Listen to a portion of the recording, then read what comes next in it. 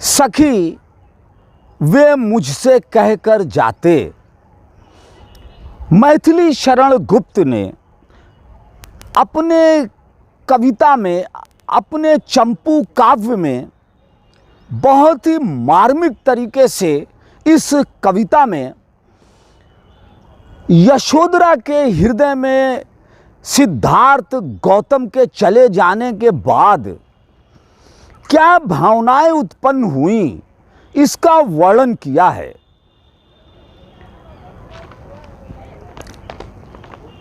ये जो गौतम से महात्मा बुद्ध बनने की जो एक यात्रा थी और जिस तरह से सिद्धार्थ गौतम ने महल छोड़ा, यशोधरा और बच्चे को छोड़ा और महल से चुपचाप निकल गए, इस पर यशोधरा के मन में क्या भावनाएं उत्पन्न हुई, इसको मैथिली शरण गुप्त ने अपने कविता में बहुत ही मार्मिक तरीके से इसका वर्णन किया है।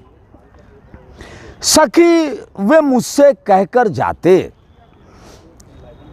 सखी वे मुझसे कहकर जाते तो क्या मुझको वे अपनी पथ बाधा ही पाते। तो यशोधरा कहती हैं कि सखी अपने सहेली से कि अगर सिद्धार्थ मुझसे कहकर जाते और मुझसे कहकर जाते और यह कहते कि मैं जा रहा हूँ, मुझे मेडिटेशन करना है, मुझे ज्ञान की प्राप्ति करना है, प्रज्ञा का दीपक जलाना है, तो क्या मैं उनके रास्ते की बाधा बनती? क्या मैं उन्हें रोकती कि सिद्धार्थ मत जाओ, ज्ञान की प्राप्ति के लिए, प्रज्ञा का दीपक जलाने के लिए मत जाओ? नहीं, मैं पग बाधा नहीं बनती, उनका रास्ता नहीं रोकती। मुझको बहुत उन्होंने माना, फिर भी क्या पूरा पहचाना? मैंने मुख्य उसी को जाना जो वे मन में लाते।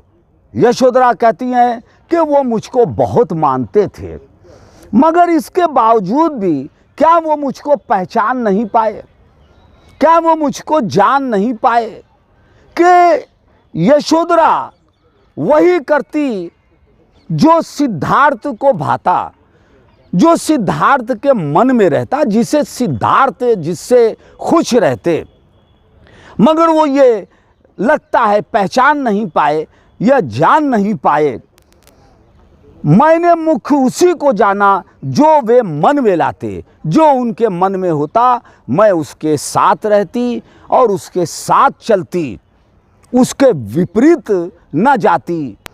स्वयं सुसज्जित करके क्षण में प्रीतम को प्राणों के पर्ण में हम ही भेज देती हैं रण में छात्र धर्म के नाते। यशोधरा कहती हैं कि खुद मैं सज धज के एक छत्राणी जिस तरह से युद्ध में अपने पति को सज धज के युद्ध करने के लिए भेजती है, उसी तरह मैं भी सज धज के प्रीतम को भेजती। यही छत्राणी का धर्म है, जिस तरह से छत्राणी युद्ध में अपने पति को सज धज कर भेजती हैं और उसका रास्ता नहीं रोकती, पग में बाधा नहीं बनती।